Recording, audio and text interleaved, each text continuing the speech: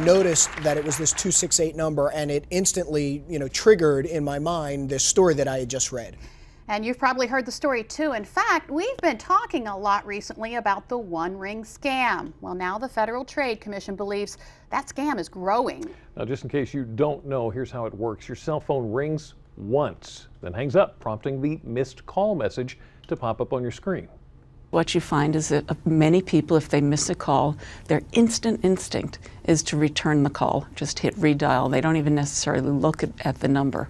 Well, the problem is if you call the strange number back, you could be charged $20 or more for an international connection. Now, here are the numbers the FTC says to look out for. These area codes in particular may connect you to numbers in the Caribbean. 268-284-473 or 664. Now, you may also want to be wary if you get a phone call from area codes 649, 767, and 809. Also on the list, area codes 829, 849, and 876. To play it safe, just don't call these numbers back. And the FTC says you should also check your phone bill and dispute any charges you don't think you incurred. Now, just in case, you said that you received one of these calls. I actually received two. Really? Yeah, they were from Antigua. I don't know. So, and I know I don't know anybody from there, so I didn't call back. And I am not the only one. Another person in our office received one of the calls along with at least one of our viewers. Penny Carey wrote to us on our Facebook page and said, "You talked about the phone scam. Well, thank goodness I watched your show because I got a scam call tonight from the same area code. Thank you for being informative. I may have answered the call otherwise." Scary stuff, but scams like these, they're nothing new. No, as a matter of fact, con artists and fraudsters have been around for a century. So this afternoon, we meet a woman who comes clean about being one and now helps others protect themselves. I began writing my own books when I came home from prison 5 years ago. The book tells it all. I just submerged myself in street life. The streets raised me. It's the story of a young girl from a good home who wanted to fit in with the wrong people. I wanted to be with those girls from Brooklyn that was, the fly girls, and they were getting money. I was fascinated by them. She goes by the name Mac Mama. To fit in, she shot victims, sold drugs, scammed the unsuspecting, and learned to steal. Macy's was a prime target. I would come in on the 8th Avenue exit, get arrested. I'd go back around to the 6th Avenue side and go back in and continue stealing. She gained her victims' trust. With just, my innocence and the way I talk. The criminal behavior landed Mac Mama behind bars. It's like you have a PhD. You go in for one crime and you come out learning 4 more. I learned how to be corrupt. I learned how to make a person believe me. Fraud detectives say the goal of thieves and con artists is always to win your trust. They're professionals, so they seek out people. Detective Jacqueline Fofana says women are easy prey.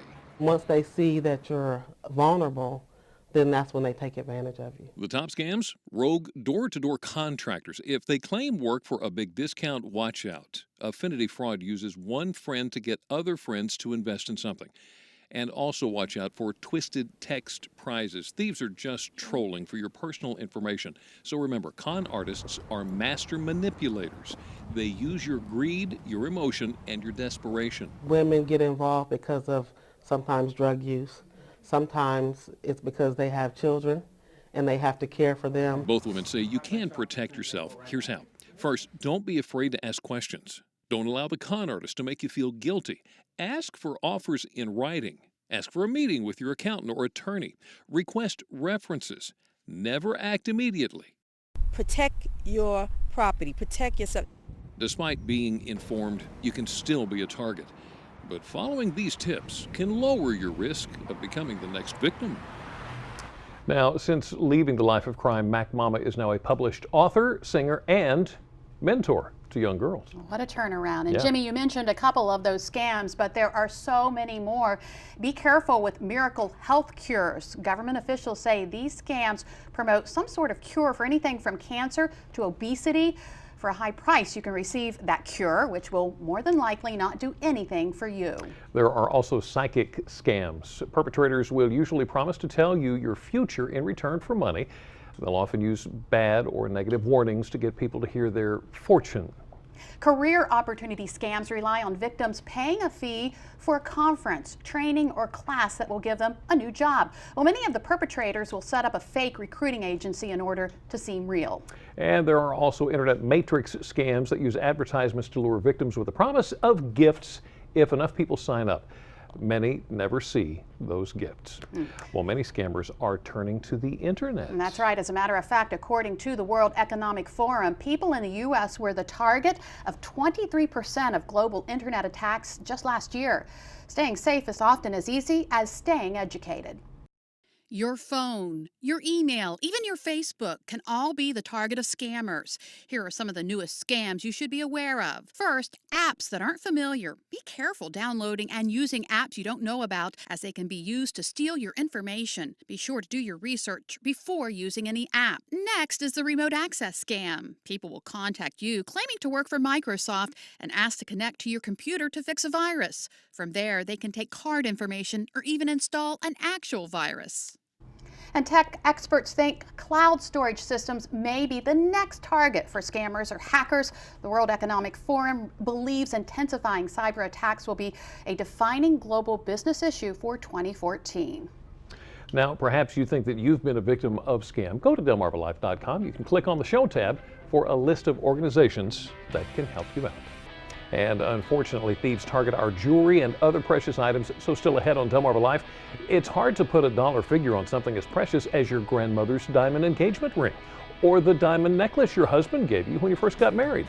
But you should. We're going to learn how and how often you should get your jewelry appraised. And later, we appraise the usefulness of another as seen on TV product. The Easy Eyes keyboard promises to make typing easy on your eyes. Well, we put it to the test. Delmarva Life will be right back.